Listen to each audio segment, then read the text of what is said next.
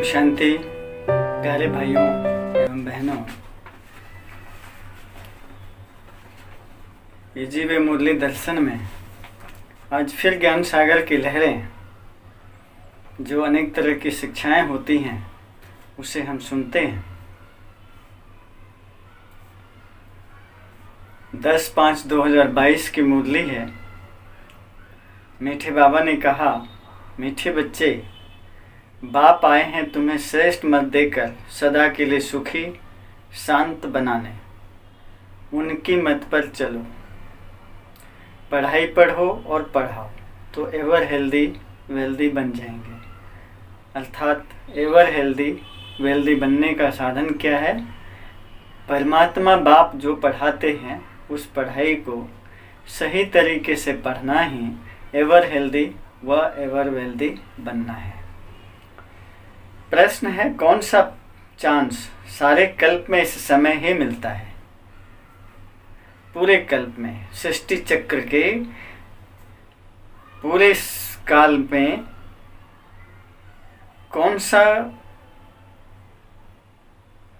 Chance अभी ही मिलता है जो मिस नहीं करना है? रूहानी सेवा करने का चांस। रूहानी सेवा समझते हैं ना? रूहानी सेवा, मनुष्य को देवता बनाने का चांस अभी ही मिलता है। यह चांस मिस नहीं करना है। रूहानी सर्विस में लग जाना है, सर्विसेबल बनना है। खास कुमारियों को ईश्वरीय गवर्नमेंट की सेवा करनी है। मम्मा को पूरा फॉलो करना है। अगर कुमारियां बाप का बनकर जिस्मानी सर्विस ही करती रहें, कांटों को फूल बनाने की सर्विस नहीं करे, तो यह भी जैसे बाप का डिसरिगार्ड है। गीत बजा है, जाग सजनिया जाग। ओम शांति। सजनियों को किसने समझाया? सजनियों को किसने समझाया? कहते हैं साजन आया सजनियों के लिए। कितनी सजनियां हैं? एक साजन को इतनी सजनियां, वंडर है ना। मनुष्य तो कहते कृष्ण को 16,108 सजनियां थी, परंतु नहीं। शिव बाबा कहते हैं मुझे तो करोड़ों सजनियां हैं। समझिए, परमात्मा की सजनियां कौन है? हम सब आत्माएं, हम सब आत्मा रूपी पार्वतियां परमात्मा शिव की सजनियां हैं। बाबा ने ऐसा समझाया है। जीव आत्मा सजनी ठहरी, दिल में है साजन, आया है हमको श्रीमत दे श्रृंगार कराने के लिए। मत तो हर एक को देते हैं, पुरुष स्त्री को, बाप बच्चे को, साधु अपने शिष्य को, परंतु इनकी मत तो सबसे न्यारी है, इसलिए इनको श्रीमत कहा जाता है। बाबा ने स्पष्ट किया कि मत तो सभी एक दूसरे को देते हैं। पुरुष स्त्री को देता है, स्त्री पुरुष को देता है, बाप बच्चे को देता है, साधु अपने शिष्य को देता है, परंतु बाबा की जो मत है वो न्यारी है, वो प्यारी है, क्योंकि ये ईश्वरीय मत है, इसलिए इसको श्रीमत। श्रीमत का मतलब होता है श्रेष्ठ मत। मुझे तो अपना शरीर है नहीं। शिव बाबा कह रहे हैं कि मेरा तो अपना शरीर है नहीं, मैं अपने पेट के लिए कुछ नहीं करता। तुमको भी अपने पेट के लिए पेट काम का ही है कि हम महाराजा महारानी बने। सबको तात है पेट की। फिर कोई ज्वार की रोटी खाते तो कोई अशोका होटल में खाते, है ना। मैं हूँ ही अशरीरी, मैं आता ही हूँ तुम बच्चों को सदा सुखी बनाने के लिए। शिव बाबा तो है निराकार, बाकी सबको पेट की लगी रहती है। यानी जितने भी संसार में बाबाएं हैं वो सभी अपने पेट के चक्कर में ही लगे रहते हैं, लेकिन शिव बाबा तो निराकार है, वो अपने पेट के लिए तो लगता नहीं। तो ऐसे बाप की याद में रहते तो घर बैठे उनको सब कुछ मिल जाता है। ऐसे बाप की याद में जो रहते हैं उनको घर बैठे ही सब कुछ मिल जाता है, परंतु योग में रहते हैं इसलिए उनको धक्का नहीं खाना पड़ता है। अब बाबा तुमको श्रीमत देते हैं, हे बच्चे श्रीमत पर चल या रूहानी पढ़ाई पढ़ो।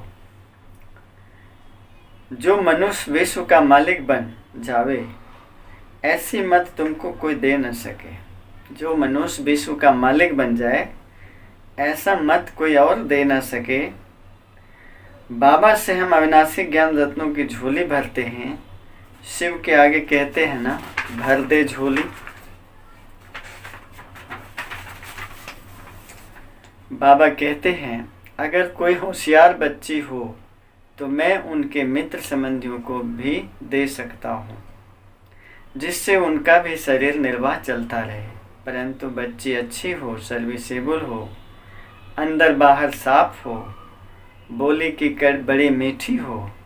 वास्तव में कुमारी की कमाई माँ बाप खा नहीं सकते, परंतु ये बाबा कह रहे हैं, भगवान कह रहा है, ईश्वर कह रहा है कि कुमारियों की कमाई माँ बाप नहीं खा सकते। ये उसूल नहीं है, ये रिवाज नहीं है, परंतु आज ये सारी बातें कहीं छुप गई है। आज तो कुमारियाँ कमाने में लगी हैं और माँ बाप उनके धन पर, उनकी कमाई पर इतरा रहे हैं। जैसे यह बाबा जवाहरात का धंधा करते थे, अब शिव बाबा जिसके तन में आया है उसके बारे में कह रहे हैं। जैसे यह बाबा जवाहरात का धंधा करते थे, फिर बड़े बाबा ने कहा यह अविनाशी ज्ञान रत्नों का धंधा करना है।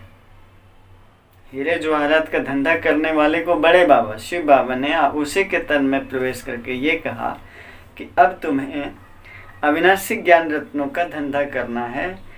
इससे तुम यह बनेंगे, इससे तुम क्या बनेंगे, इससे तुम द्वारकाधीश बनेंगे। ऐसा बाबा ने कहा, चतुर्भुज का भी साक्षात्कार करा दिया कि तुम ये बनोगे। अब वह मैं विश्व की बादशाही लेवे या यह करे, सबसे अच्छा धंधा यह है।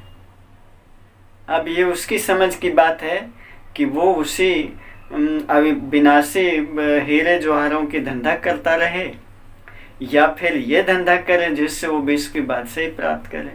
ये उसकी समझ की बात है।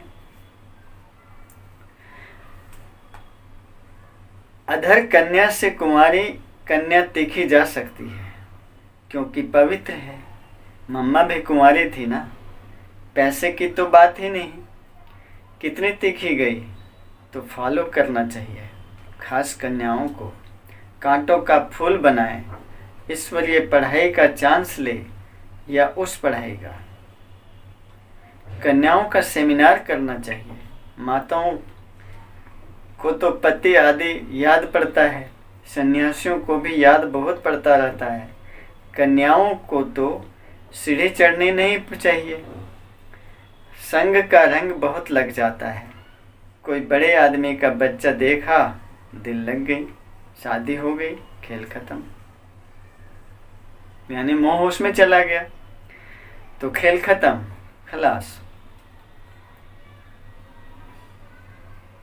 सेंटर से सुनकर बाहर जाते हैं तो खेल खत्म। सेंटर में जब सुनते हैं तो वह अच्छा लगता है और सेंटर से बाहर गए तो खेल खत्म। क्योंकि माया ऑपोजिशन है, बहुत करती है। माया भी कहती है वाह, इसने बाबा की भी पहचान, बाबा को भी पहचाना है, फिर भी बाबा को याद नहीं करते तो हम भी घुसा मारेंगे। यानी माया भी क्या कह रही है कि बहुत अच्छा है, इसने बाबा को पहचाना है लेकिन बाबा को याद नहीं करता तो मैं भी उसको घुसा मारूंगी, ये माया कहती है। और फिर ऐसे ज्ञानी बच्चों को भी माया घुसा मारती रहती है। ऐसे नहीं कहा कि बाबा आप माया से कहो, हमको गुस्सा न मारे। युद्ध का मैदान है ना, एक तरफ है रावण की सेना, दूसरी तरफ है राम की सेना। बहादुर बन राम की तरफ जाना है। बहादुर बन राम की तरफ जाना है। श्रीमत कहती है कांटों को फूल मनुष्य को देवता बनाओ। तुम मास्टर दुख हरता सुख करता हो, यही धंधा करना चाहिए। श्रीमत पर चलने से ही तुम श्रेष्ठ बनेंगे। बाप को राय देते हैं, बाप तो राय देते हैं, अब बाप कहते हैं अर्जी हमारी मर्जी आपकी। बाबा जबरदस्ती नहीं करते, वो जबरदस्ती नहीं कहते कि आप यही काम करो। उन्होंने अर्जी दी कि बच्चे ये करना चाहिए, आपको पवित्र रहना चाहिए, आपको शुद्ध भोजन करना चाहिए, क्योंकि आप मेरे बच्चे हो, परमात्मा के बच्चे हो, ईश्वर के बच्चे हो। तो आपको क्या करना चाहिए आप खुद सोचो। अब इतना सारी बातें कहने के बाद बाबा फिर कहते हैं कोई प्रेशर नहीं है, कोई दबाव नहीं है, आपकी मर्जी। अच्छा, ये सब कहने के बाद फिर अपने बच्चों से बाबा कहते हैं, याद प्यार देते हैं, मीठे मीठे सिकलधे बच्चों प्रति माता पिता बाप दादा का याद प्यार और गुड मॉर्निंग। रूहानी बाप की रूहानी बच्चों को नमस्ते। हम सब रूहानी बच्चों की रूहानी माता पिता बाप दादा को नमस्ते नमस्ते नमस्ते। ओम शांति। धारणा के लिए मुख्य सार है, सर्विसेबल बनने के लिए अंदर बाहर साफ बनना है। मुख से बहुत मीठे बोल बोलने हैं, कड़वे बोल नहीं बोलने हैं। देह सहित देह के सब संबंधों से बुद्धि योग हटाना है। रूहानी सेवा कर सच्ची कमाई करनी है। रूहानी बाप की श्रीमत पर रूहानी सोशल वर्कर बनना है। और आज का वरदान है, अपने सर पर महसूस कीजिए कि परमात्मा बाप ऐसे हाथ करके और हमें वरदान दे रहे हैं। वरदान में कह रहे हैं, मैं और मेरा बाबा, मैं और मेरा बाबा इस विधि द्वारा जीवन मुक्त स्थिति का अनुभव करने वाले सहज योगी भवा। इसका विश्लेषण है, ब्राह्मण बनना अर्थात देह संबंध और साधनों के बंधन से मुक्त होना। डेफिनेशन समझ लिए ब्राह्मण का। ब्राह्मण बनना अर्थात देह संबंध और साधनों के बंधन से मुक्त होना। देह के संबंधियों का देह के नाते से संबंध नहीं, लेकिन आत्मिक संबंध है। यदि कोई किसी के वश परवश हो जाते हैं तो बंधन है, लेकिन ब्राह्मण अर्थात जीवन मुक्त। जब तक कर्मेंद्रियों का आधार है तब तक कर्म तो करना ही है, इसलिए कर्म बंधन नहीं, कर्म संबंध है। ऐसा जो मुक्त है वो सदा सफलता मूर्त है। इसका सहज साधन है, मैं और मेरा बाबा, बस। और मेरा कोई रिश्ता नहीं, कोई नाता नहीं। अगर है सामने तो केवल संबंध निभाने के लिए, उसमें फंसने के लिए नहीं। मैं स्लोगन है, इसका सहज साधन है, मैं और मेरा बाबा, यही याद सहज योगी सफलता मूर्त और बंधन मुक्त बना देती है। और आज का स्लोगन है, मैं और मेरे पन की अलाई। अलाई का मतलब होता है खाद। जैसे सोने में गंदगी को हटाने के लिए उसमें खाद डालते हैं ना,